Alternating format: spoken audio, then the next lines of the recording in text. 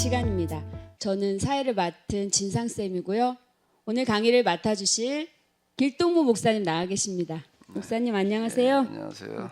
네, 목사님 지난 시간에는 요셉에 이어서 모세에 대해서 알아봤는데요. 모세는 그 긴 세월 동안 그 합의로 노예들의 문제를 해결하기 위해서 계약법이라는 것을 만들어냈잖아요. 네. 근데 그 계약법이라는 것이 정말 경제적으로 또 잘 살게 해주는 게 목표였기 때문에 안식일, 안식년, 희년 이런 제도를 통해서 가정이 경제적으로도 잘 살고 행복하게 살 수 있는 그런 것을 보장해주는 제도였다라는 게 저는 굉장히 놀라웠거든요. 네. 목사님 오늘 구체적으로 오늘 그 계약법의 어떤 내용을 다뤄볼지 시작해 볼까요?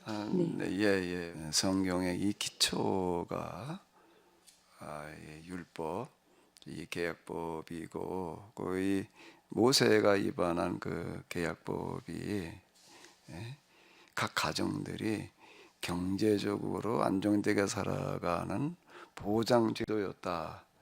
자, 이런 것들에 대해서는 우리가 좀 별로 이렇게 생각을 안 해보고 있는 것 같아요. 어떤 영적인 영혼의 문제 이제 주로 이런 쪽에다 초점을 맞춰놓고 있는데 사실 인간의 삶에 있어서 가장 큰 영향을 미치는 거가 뭐겠어요?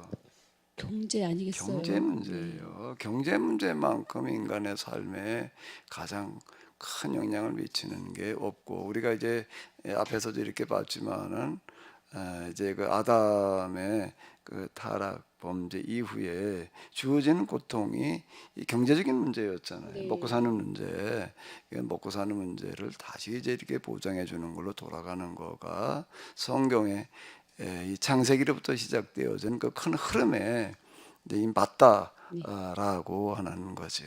네. 그럼 목사님 모세 하면은 저희가 뭐 만화나 영화에서도 보았듯이 착 불이 나오면서 이렇게 십계명 아니겠어요? 십계명, 십계에 나오는 거. 오늘 십계명에 대해서 말씀해 주신다고 지난번에 예고하셨는데. 십계에 대해서 십계명에 대해서 우리가 좀 같이 한번 생각을 해 보시도록 하겠습니다. 십계명은 잘 아시죠? 네, 잘 알고 있습니다. 자, 그럼 우리 먼저 일계명을 한번 읽어보고 시작을 할까요? 네, 목사님 두 가지인데 어떤 걸 읽을까요? 성경에는 출애굽기 십계명과 신명기 십계명이 있는데요. 그 차이점 기타 등등 이제 뒤에 가서 다루도록 하고요. 네. 오늘은 출애굽기로 일단 읽어보세요. 네, 알겠습니다. 하나님이 이 모든 말씀으로 말씀하여 이르시되 나는 너를 애굽 땅 종되었던 집에서 인도하여 낸 내 하나님 여호와니라.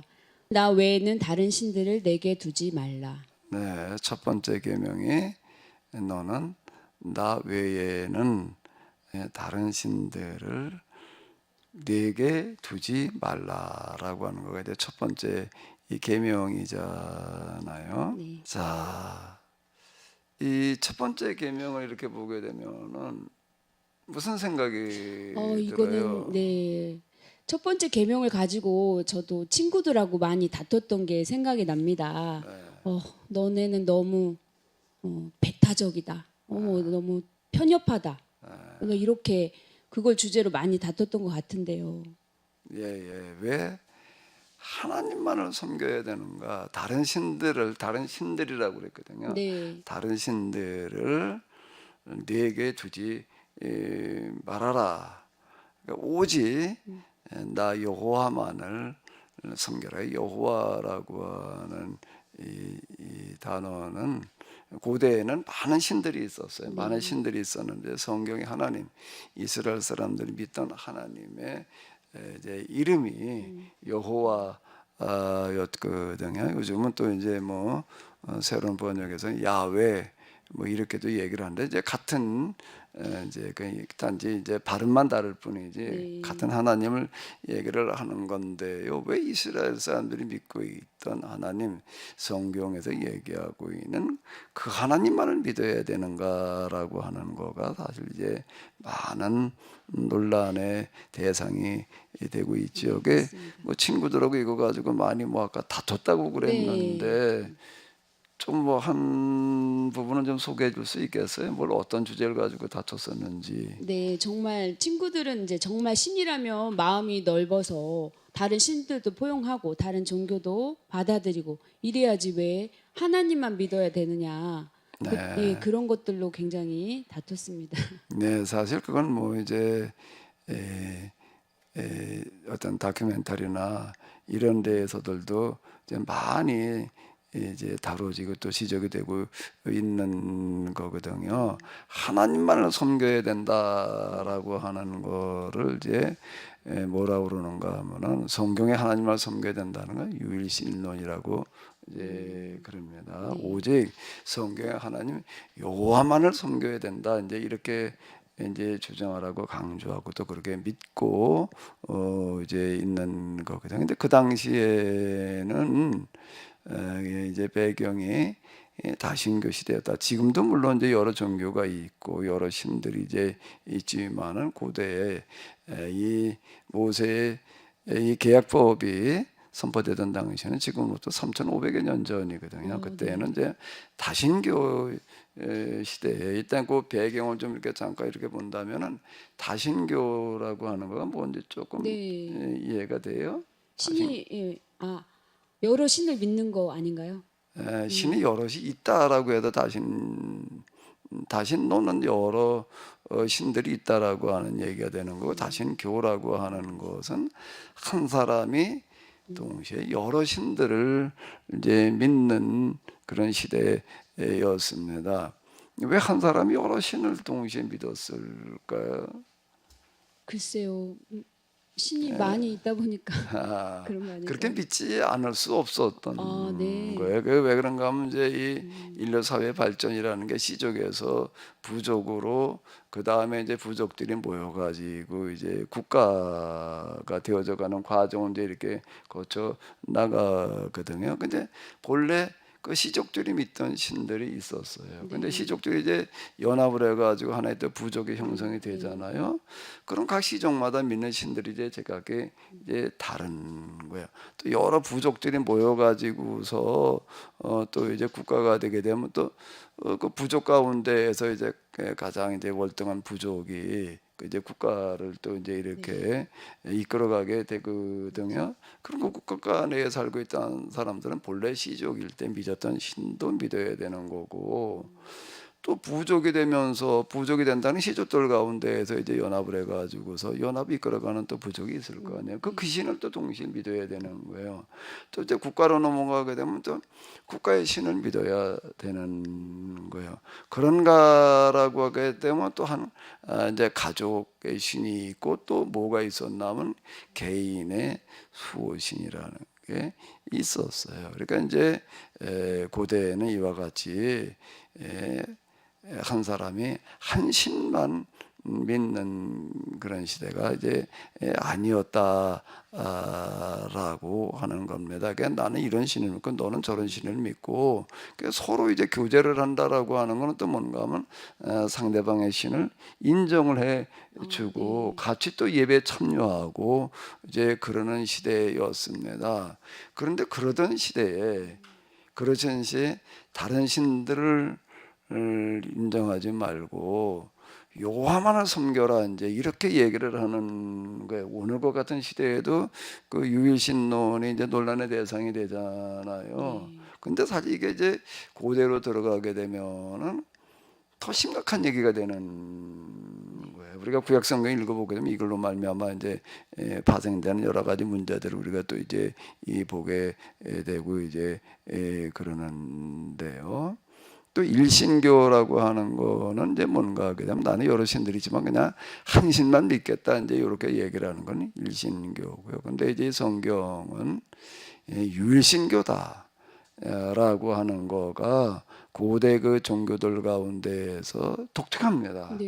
이렇게 강조한 그런 종교가 없었어요. 이제 성경에 특히 이제 모세의 계약법에서 이제 주로 이제 얘기하는 어떤 이제 그런 그 하나님 이해이거든요. 그러니까 이것 때문에 지금 이제 아까도 얘기한 것처럼 뭐 친구들하고 많이 뭐 이제 논란을 했다라고 하는 건데요. 계속 이제 이 논란의 대상이 이 되는 거죠.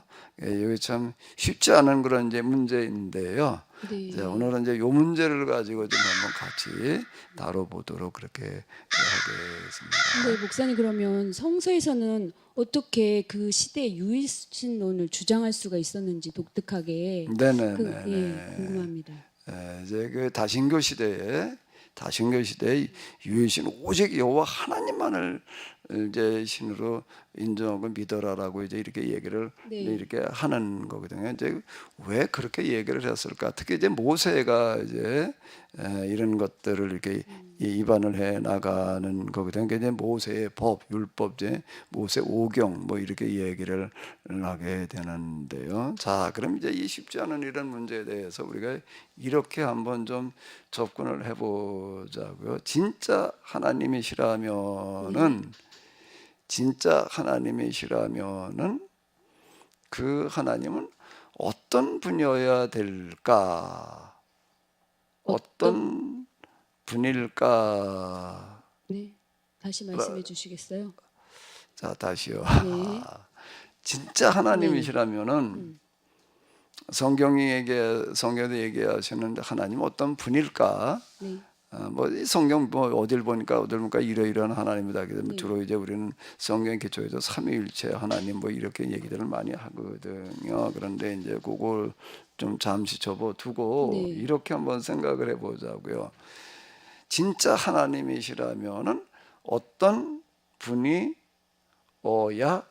할까? 그 목사님 질문이 제가 이해가 안 돼서 자꾸 묻는 건데요.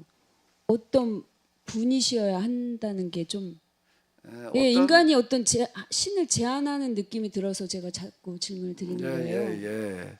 예. 그런데 이제 신학이라고 하는 단어는 알죠? 네, 알죠. 신학이 뭐예요? 그 신을 다루는 학문이죠. 신학이라고 할 때에 신을 다루는 학문인데 신학은 하나님께서 하나님을 계시해 주시는 학문일까요? 아니면 인간이 하나님에 대해서 탐구하고 연구하는 학문일까요? 인간이 하나님에 대해서 탐구하는 학문. 그게 신학이에요. 네. 인간의 학문이에요. 네, 인간의 하나님의 계시가 아니라 신학은. 근데 이제 그게 나중에 이제 결론으로 가게 되면 하나님의 계시라고 하는 걸 염두에 두면서 그걸 이제 우리가 또 영감 뭐 이제 이렇게 얘기도 하고 그러는데 이제 결국 여기에 하나님께서 계시하신 부분들을 염두에 두면서 이제 탐구해 나가기는 하지만 네. 어쨌든 신학이라고 하는 것 자체는 인간이 하나님에 대해서 접근해 나가는 학문이라고요. 그러면은 거기에선 당연히 어떤 물음에 들어가야지 될까요? 하나님께서는 스스로를 어떻게 계시하셨는가라고 하는 것만 찾아 들어가야 될까요? 아니면은 사람 입장에서 하나님은 어떤 분이신가, 어떤 분이어야 되는가라고 하는 게 같이 포함되어져야 될까요? 그 물음 속에서는요. 네, 듣고 보니까 목사님. 예. 두 번째. 하나님 어떤 분이셔야 되는가라고 하는 거가 신학에서는 기본적인 물음인 거예요. 기본적인 물음일 때 진짜 하나님이시라면은 어떤 분이셔야 할까? 그렇게 좀 생각해 본 적이 있어요? 생각은 안 해봤지만 지금 한번 네. 생각해 봐요. 진짜 하나님이시라면은 그 하나님 어떤 분이어야 될까? 아주 기본적인 것부터요. 기본적인 것부터요. 뭐 삼위일체 뭐 네. 이런 건 말고 이제 그건 이제 아주 특수한 그런 거고요. 그럼 뭐 깊이 안 해봐도 뭐 완전하신 분 예, 있어요? 참신의 기본적인 속성은 네. 뭔가 하면 일단 첫 번째가 뭔가라고 해도 하나님이시니까 사람하고는 달라야 될 거 네, 아니에요. 그렇죠. 사람은 불완전하거든요. 불완전한데 하나님은 어떤 분이어야 되는 거예요? 완전한 분이어야 되는 거예요. 그 사람은 또 이제 어쨌든 유한자잖아요. 근데 하나님이시라면은 당연히 어때야 될까요? 무한하셔야 되는 거죠. 그다음 뭐 절대자, 뭐 전지전능 또는 뭐 사랑 뭐 이제 많은데 이제 그건 일단 뒤로 놔두고요. 네. 이것만 가지고 생각해 보자게 완전 무한이라고 하는 것만 가지고 이렇게 본다면은 진짜 하나님이시라면은 당연히 완전하고 무한한 분이어야 되겠지요. 네. 이제 이렇게 묻고 들어가는 게 하나님 어떤 분이셔야 하는가예요. 네. 당연히 그래야 될 거 아니에요. 자, 그렇다면 이제 이걸 기초로 한번 우리가 생각을 해보자고요. 네. 하나님은 어떤 분이셔야지 된다고요? 완전하고 무한한 분이어야 되는 거예요. 이건 당연한 거죠. 네, 당연한 거죠. 이건 뭐 더 의문의 여지가 네, 없어요. 맞습니다. 그죠?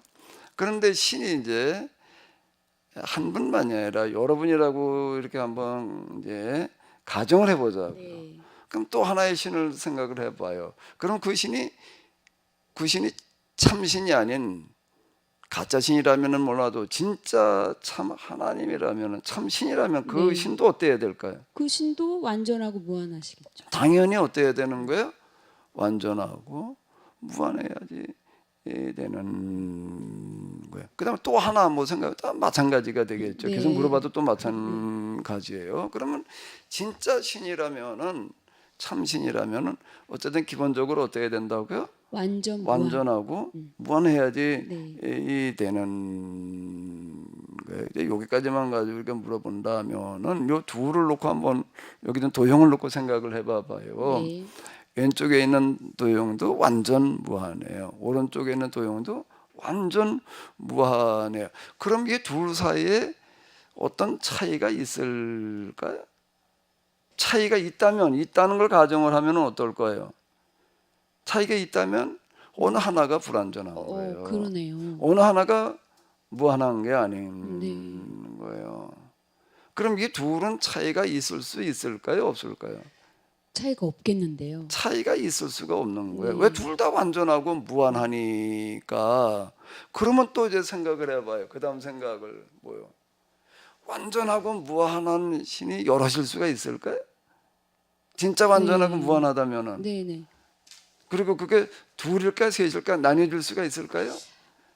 나뉘어질 어쩔 수 수가 없겠는데요. 없죠. 그럼 무슨 얘기가 되는가 하게 되면은 참신은 당연히 완전하고 어때야 되는 거예요? 무한해야 되는. 완전하고 무한하지 않다면 그건 참신이 아니에요. 어디 부족한 신이지. 네, 그렇죠. 부족한 신이죠. 그러면 그 진짜 참신은 둘일 수 없는 거죠. 네. 하나인 거예요. 이제 이 부분도 사실 이제 이건 저한테도 이 물음은 계속 풀리지 않는 물음이었어요. 왜 유일신 다신교 시대에 유일신을 강조해야 되는가라고 할 때에 과연 신들이 여러 신들이 있다면 이걸 어떻게 정렬해 들어가야 되는가라고 하는 건데 이제 제가 지금 이 도용으로 다 이렇게 이해한 거는 뭐 제가 이렇게 착안해낸 거는 아니에요. 네. 이거는 이제 누구의 도움을 제가 받았는가 하게 되면은 아리스토텔레스라는 사람의 신학자의 도움을 받은 게 아니에요. 이거는 어느 신학자의 책을 읽다가 도움받은 게 아니라 신학자하고는 상관없는 철학자, 고대 그리스의 철학자. 근데 이 아리스토텔레스라고 하는 사람이 있는데 이 사람은 그 학문을 논리라고 하는 걸 가지고 이제 이렇게 전개를 해 나가는 거거든요. 학문의 첫걸음은 논리다. 이 비논리를 가지고 얘기를 하면 안 된다. 이래 가지고 이제 그 논리학을 이렇게 쭉 이렇게 전개를 해 나가면서 이제 그 중에 하나를 이제 신에 대한 물음을 묻는 거예요. 신에 대한 물음을 물으면서 신이 과연 여럿일 수가 있겠느냐라고 하는 거를 다루면서 이렇게 논리적으로다가 설명을 해 들어가는 걸 제가 읽으면서 여기서 제가 도움을 받은 거예요. 진짜 신은 한 분일 수밖에 없다. 그러니까 이제 아리스토텔레스는 이걸 묻고 들어가는 게 그는 신학자는 물론 아니에요. 그렇지만 논리학이라고 하는 걸 통해 가지고 진짜 신이라면은 어떤 분이어야 되는가?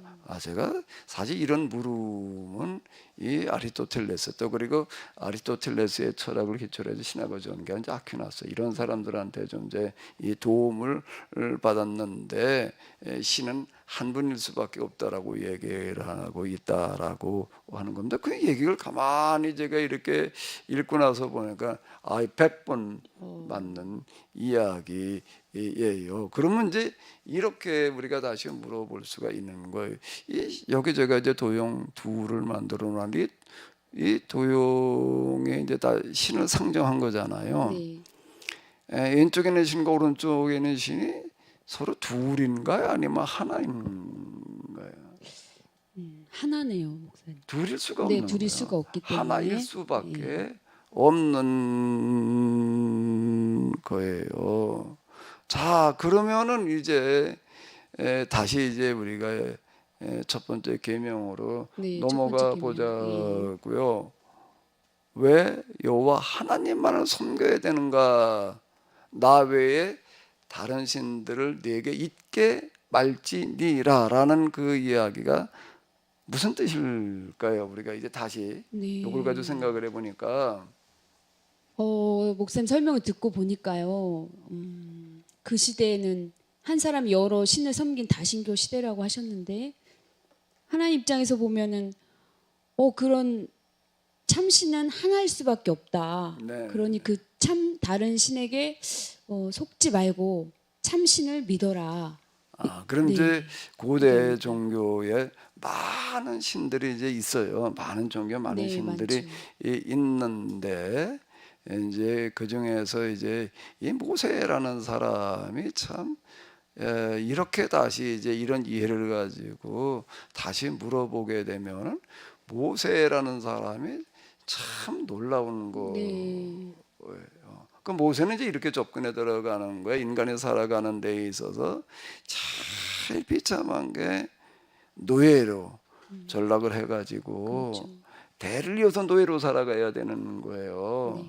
이거보다 비참한 거는 없는 거예요. 이 사람들에게는 소망이라는 걸 찾아볼 수가 없는 거예요. 단지 일하는 기계일 뿐이거든요. 오늘 우리가 묻고 있는 무슨 인권, 인권은 여기가 다 물을 수 있는 적용할 수 있는 대상도 아닌 어떤 그런 시대인데 그 대부분이 다 이게 노예제도 위에 지금 대부분이 아니라 전부 다 가지고 노예제도 위에 세워져 가지고 이제 국가가 됐든 부족이든 다 이제 그러고 살아가고 있는 거예요. 그러던 그런 시대에 이런 문제가 해결되려면은 어떻게 해야 되겠는가라고 할 때 이 하나님 문제가 신의 문제가 종교의 문제가 올바로 되지 않고는 해결될 수 없다. 그러네요. 자, 이렇게 보고 들어가는 거예요. 그게 80년 동안의 그 많은 시간을 통해 가지고 지난 시간에 우리가 이제 이렇게 보게 되면 이제 계약법이라는 기초를 놓았다 이제 우리가 이렇게 봤잖아요. 근데 모세라는 사람은 가장 큰 문제, 가장 큰 물음으로 접근해 들어가면서 이 하나님의 문제를 정확하게 명확하게 해놓지 않으면 종교가 똑바로 되지 않으면 네. 신앙에 바로 서지 않으면 이런 사회적인 문제, 인간의 문제가 해결되어질 수 없다라고 이렇게 보고 그래서 십계명에서 제일 먼저 10가지로 계약법을 이제 앞서게 들어가는데 제일 먼저 뭘 선언하는가라고 하게 되면은 너는 나 외에 다른 신들을 네게 있게 말지니라. 그러니까 이건 무슨 뜻인가 하면 무슨 뜻인가 하면요. 네. 다른 신들에게 다른 신이라고도 할 수 없겠네요, 사실은. 네. 다른 신들에게 속지 말고 정말 하나님만, 참신만 섬겨라. 하나님을 똑바로 이해하고 네. 똑바로 이해하고 똑바로 믿어라. 이해와 믿음이라는 게 있거든요.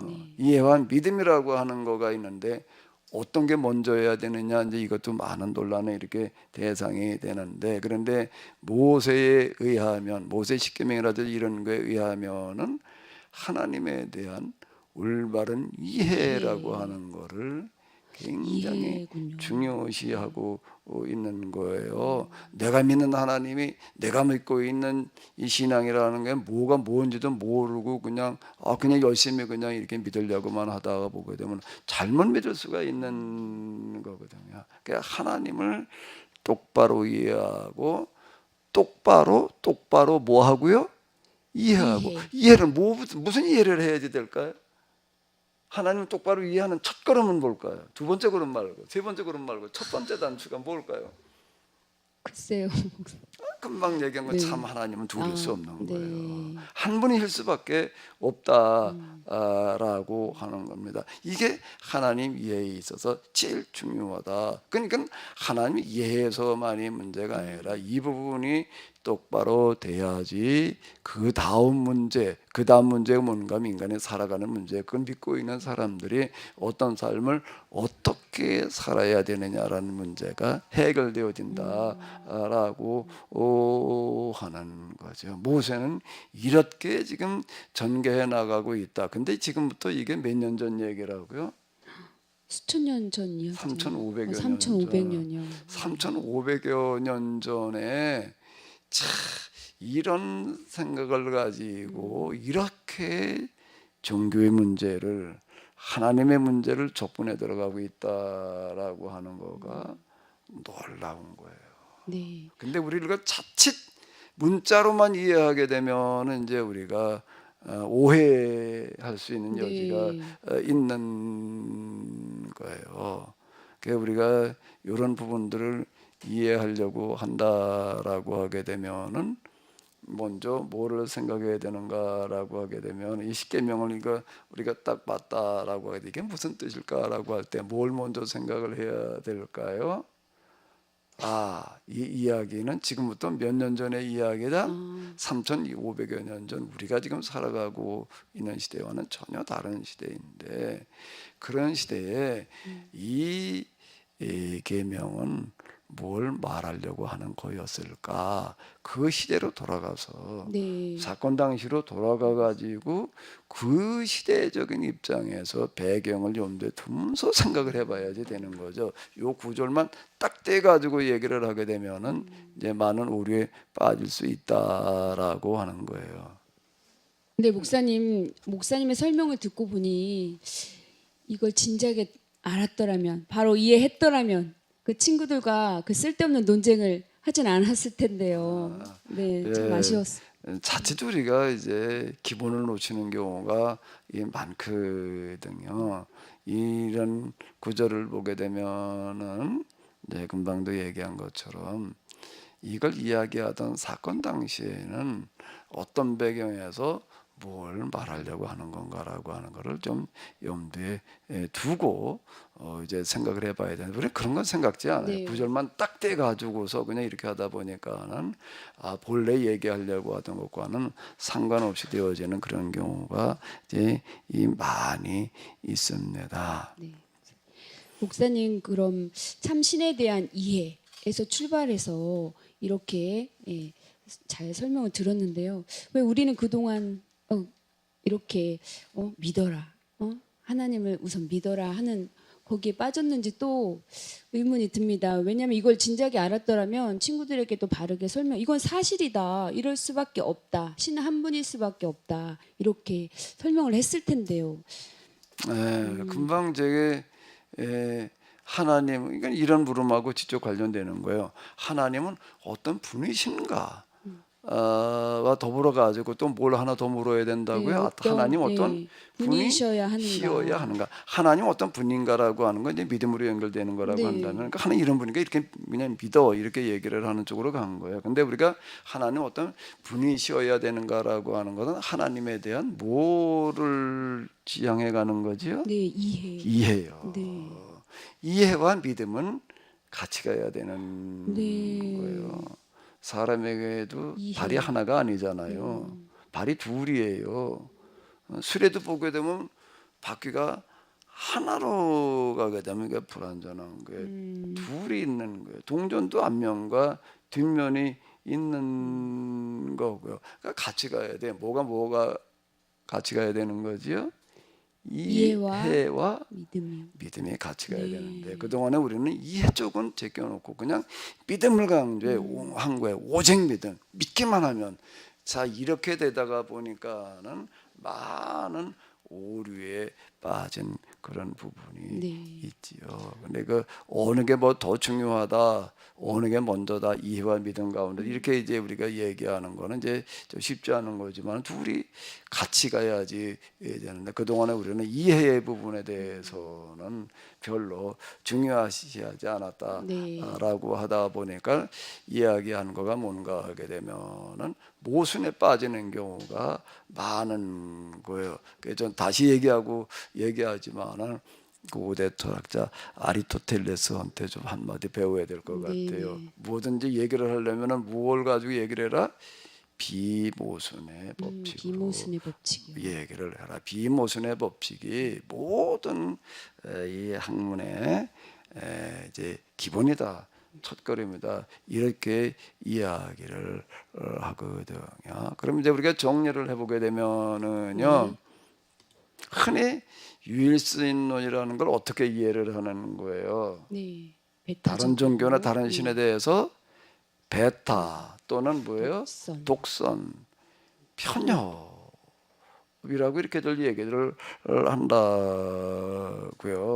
그건 뭐 우리 요즘 뭐 다큐멘터리 중에서도 근래 이렇게 다루는 것들 많이 있잖아요. 이걸 가지고서 이 종교 가운데에서 유신 종교가 문제단 말이야. 자기들만 네. 옳다고 그러고 다른 신들은 그냥 다 다른 신과 종교는 배조벌어 가지고서 이제 이건 많은 그런 어떤 불협화음을 만들어 낸다. 이제 화해가 되지를 않고 뭐 어쩌고 이제 이런 쪽으로도 이제 몰고 나가는데, 그건 전혀 이 일계명에 대해서 바른 이해를 기초로 해가지고 다루고 있는 문제들이 아닌 것 같아요. 그 외부의 사람들, 이 기독교인들이 아닌 사람들이 이 구조를만 보고서 그건 말이야 베타다, 독선이다, 편협이다 이렇게 이제 얘기를 한다는 거는 이해가 할 수가 있겠지만은 정작 기독교인인 사람들도 기독교 신학자들도 이 구조를 그렇게 끌고 나가는, 즉 뭔가 베타 독선 편협으로다가 끌고 나가는 경우들이 너무 많다가 보니까, 그리고 그동안에 우리 역사가 그렇게 흘러 왔어요. 그러니까 이제 이게 신학의 외부인들과 좀 뭐라고 그럴 게 아니라 우리 내에서 우리가 자기 성찰을 좀 해야 될 그런 문제인 것 같아요. 이건 절대로 베타나 독선과 편협이 아니라 뭐라고요? 사실과 진실을 기초로 해가지고, 사실 이 종교가 잘못되게 되면은 종교가 잘못된다는 건 하나님 이해가 잘못되는 걸 말하는 거예요. 이게 잘못되게 되면은 온갖 비극이 여기서부터 시작이 되는 거니까 이제 사실과 진실의 기초를 해서 너는 하나님을 어떻게 하라고요? 바르게 이해하고 바르게라고 하는 건 조금 약한 것 같아요. 똑바로 이해하고. 똑바로. 그냥 바로 정도 가지고는 아닌 것. 네. 뭐라고요? 똑바로 이해하고. 그리고 그다음에 어떻게 하라고요?